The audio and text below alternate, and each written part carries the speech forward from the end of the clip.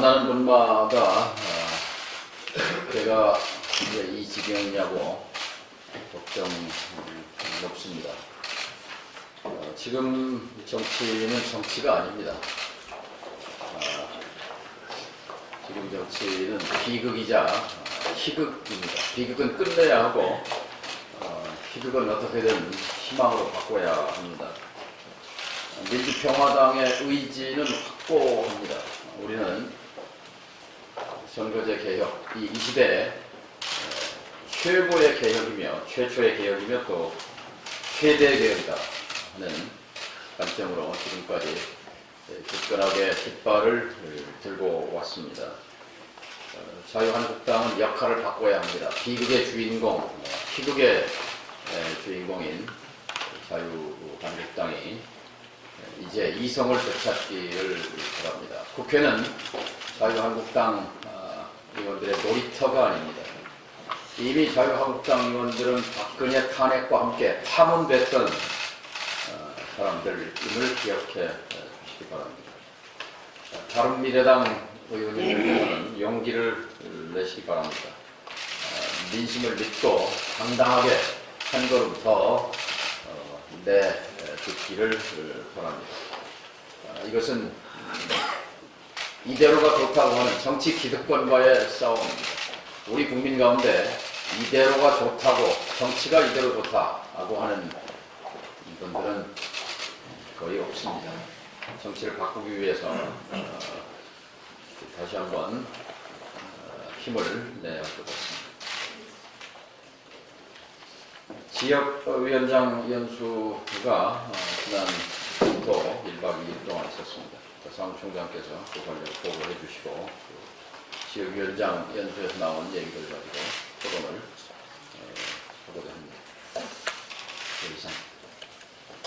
김영환 오늘의 주인의 물건을 네, 지난 금요일 정개특위와 사개특위가 열려 공수처법과 검경수사권 위반법이 상정이 되었습니다. 정치개혁과 사법개혁을 위해 더 이상 머뭇거릴 시간이 없습니다. 당장 정개특위와 사개특위를 열어 패스트트랙 지정을 완료해야 할 것입니다. 이러한 개혁 작업들이 한국당의 불법 폭력 행위로 무산되어서는 결코 안 됩니다.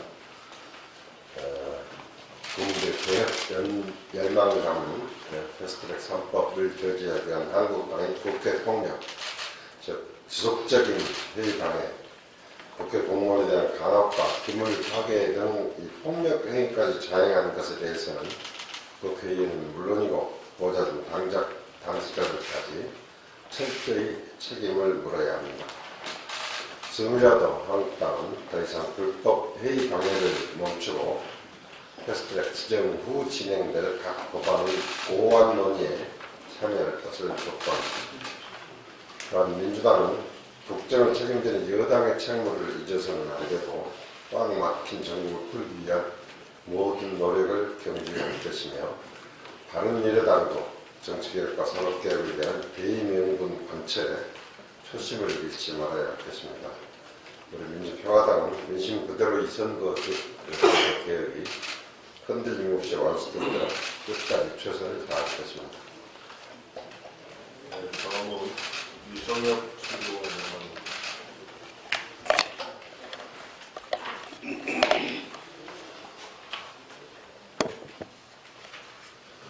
예, 국회가 한치 앞을 내다볼 수 없게 되었습니다.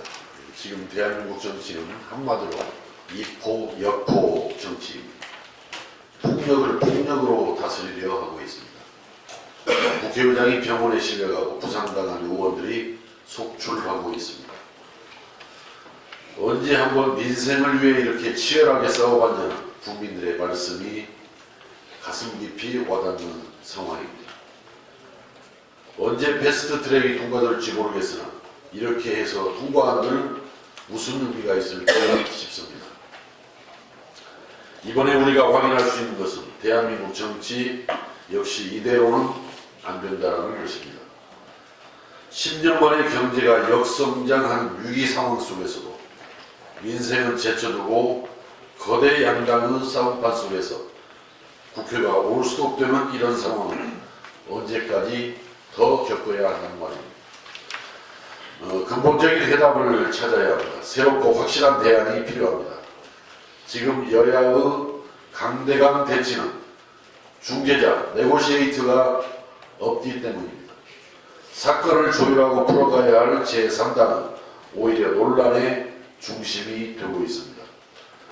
훌륭한 교섭자문을 따는 이런 상황 속에서도 협상과 운영의 묘를 통해 얼마든지 원활한 국회 운영이 가능할 것인데도 자중지단으로 인해 상황을 더욱 악화시키고 있습니다.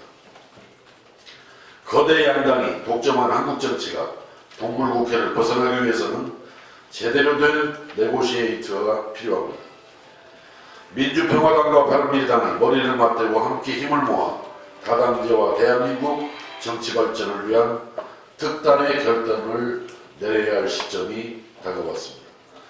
부끄럽지 않은 정치를 할 수 있도록 민주당과 한국당, 바른미래당 모두의 자성을 촉구합니다. 다음은 추경환 최고위원의 발언이겠습니다. 지금 국회 상황이 과연 대화 협상으로 가능한 상황이다. 더 이상 물러날 곳이 있는 건가. 참 암담합니다. 지역에서 주말에 들은 여론, 정말 국회에 대한 질책, 또 저희 의원들에 대한 질책이 아주 보통 수준이 아닙니다. 저는 우려합니다. 폭력과 불법 또 이것을 승리로 포장하고 있습니다.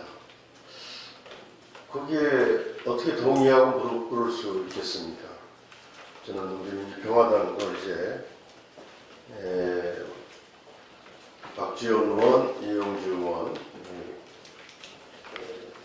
소개특위와 사법개혁특위에 계시는 의원님들을 보호하고 같이 해서 이번 사태를 종식시키도록 해야 될 것 같습니다. 그래서 오늘부터 박지원족, 이용주족을 편성해서 같이 대응해 나가는 의원님들, 당직자들, 보좌진과 함께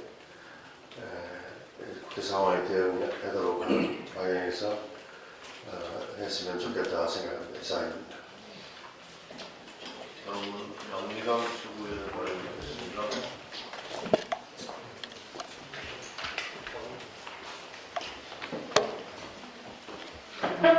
네, 5.18이 20일이 안 남았습니다. 진작 출범했어야 될 5.18 진상규명위원회가 자유한국당의 넷장대응으로 8개월째 늦어지고 있습니다. 그동안 아시다시피 수많은 일들이 일어났습니다. 그리고 문제는 해결되지 않은 채 있습니다. 국회 밖에는 천막농성을 시작한 지 80여일이 다가옵니다. 민주평화당 정여성위원회는 작년 5월 김선옥 씨의 증언 이후에 5.18 성폭력 피해자를 위한 종합대책 마련과 계엄군에 의한 성폭력 피해 진상을 밝히기 위해서는 진상규명위원회 내에 복수의 여성조사위원회 참여를 보장해야 한다고 요구했습니다. 그런데 최근 더불어민주당은 5.18을 앞두고 자한당이 추천한 조사위원회 원활한 임명을 위해서 법을 개정하는 동시에 이미 추천된 양당이 조사위원 1명씩을 교체한다고 했습니다. 더 이상 5.18 진상규명위원회를 미룰 수가 없어서 양당 간의 타협점을 찾는 것은 필요하다고 봅니다. 그러나 문제는 이러한 정치적 타협이 5.18 성폭력 피해자들을 위한 역사적 정의를 실현하고 여성 인권 감수성에 기반한 젠더 정의를 구현한 것인가에 대해서는 의구심이 듭니다. 조사위원으로 유일한 여성위원이 교체 대상이 되었고 이미 추천 절차를 다 밟은 위원을 교체 대상으로 삼았다는 점에서 그렇습니다. 5.18 진상규명위원회는 5.18이 오기 전에 반드시 출범해야만 합니다. 그러나 이와 함께 앞으로 출범할 5.18 진상규명위원회는 우리 사회가 요구하는 역사 정의와 젠더 정의를 분명히 하고 출발해야만 제대로 된 진상규명이 이루어져야 된다는 점을 다시 한번 강조하고 싶습니다. 이상입니다. 다음은 서진희 최고위원의 발언이겠습니다. 대한민국 21세기 흥망성쇠를 좌우하는 시대적 과업인 선거제도 개편의 길은 매우 험난합니다. 우리 민주평화당 지도부가 지난해 8월 5일 전당대회를 기점으로 연동형 비례대표제 선거제도 도입에 불을 붙였고 모든 역량을 집중해왔음은 불문가지입니다.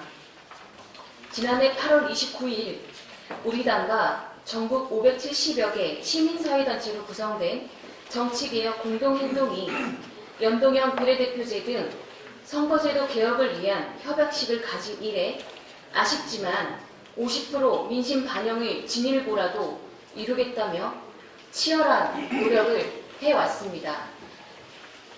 연동형 비례대표제는 특히 정치적 약자들의 목소리를 대변할 수 있는 선거 제도이고 청년 문제 해결을 위한 청년의 정치 참여가 용이한 제도이므로 우리 당 청년위원회는 더불어민주당, 한국당, 미래당, 평화당, 정의당, 민중당, 녹색당, 그리고 우리미래 8개 원내의 정당의 청년위원장들을 섭외한 끝에 청년 문제 해결은 선거제도 개혁으로라는 토론회를 주간 개최한 것을 시작으로 각 당의 청년 대표들과 시민단체 청년 활동가들이 연대하고 교류하는 환경을 태동시켰고 연동형 비례대표제 도입과 18세 선거권 보장에 즉각 합의할 것을 촉구하는 선거개혁 1만 청년, 청소년 지지 서명 운동을 그 추웠던 거리에서 칼바람 맞으며 동분서주한 결과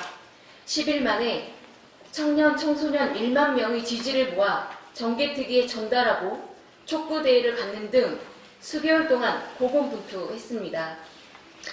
이 원내의 정당 청년위원회의 끈끈한 연대는 우리 민주평화당 청년위원회의 제안에 의해 태안 김용균 청년 노동자 산재 사망에 대한 공동 기자회견을 비롯하여 자유한국당 5.18 망언을 규탄하는 공동성명서 발표와 기자회견 및 규탄대회 참여 등 청년들이 단합된 목소리를 낼 수 있었다는 것에 대해서 원내의 청년 대표들과 청년 시민단체에게 감사하지 않을 수 없습니다. 이는 다당제에 의한 합의제 민주주의의 필요성과 중요성에 대해 각 당의 청년들이 경험한 계기로서 연동형 비례대표제 도입이 얼마나 중요한지를 깨닫게 해주었습니다. 이제 우리 민주평화당 지도부가 촉발하고 대외적으로 보이게 혹은 보이지 않는 가운데 총력을 다한 결과 연동형 비례대표제 도입을 위한 신속 처리 안건 지정은 목전에 있게 됐습니다.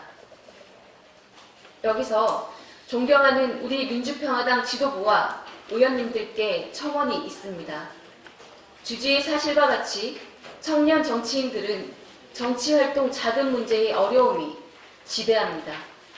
이에 대한 문제 해결 방안과 함께 청년의 정치적 진출 창구가 협소한 청년대표 비례를 뛰어넘어 권역별 비례대표로까지도 확장될 수 있도록 정개특위의 제안과 협상은 물론 당내 방안도 수립해 주실 것을 간곡히 부탁 말씀드립니다. 마지막으로 여야 사당은 도농 간 인구 편차를 줄이는 합리적 방안을 도출해야 한다고 강조합니다. 부득불 의원 정수의 증언을 피해서는 안 된다고 생각합니다. 선거구 조정 문제 해결 없이는 정치권 갈등 해결 문제를 해결할 수도 없고 국민의 뜻을 10분 반영할 수도 없는 국회 구성이 되므로 당초 우리 민주평화당이 제안한 330석 플러스 마이너스 의석 증원에 포커스를 맞춰주시기를 바랍니다. 바른미래당 일각과 자유한국당에게 주문합니다. 87 체제 이후 대한민국은 정치적, 경제적으로 많은 변화와 성장을 했습니다. 그럼에도 불구하고 최근 도를 넘는 이념적 공세로 정치적 불안정을 꾀하는 작태에 국민의 공분은 하늘을 찌르고 있다는 것을 자각하고 선거제도 개편 등 4대 개혁 입법에 적극 동참하여 미래 세대를 위하고 부정부패 없는 제도 환경 마련으로 국민의 사랑을 받는 정당으로 거듭나길 촉구합니다.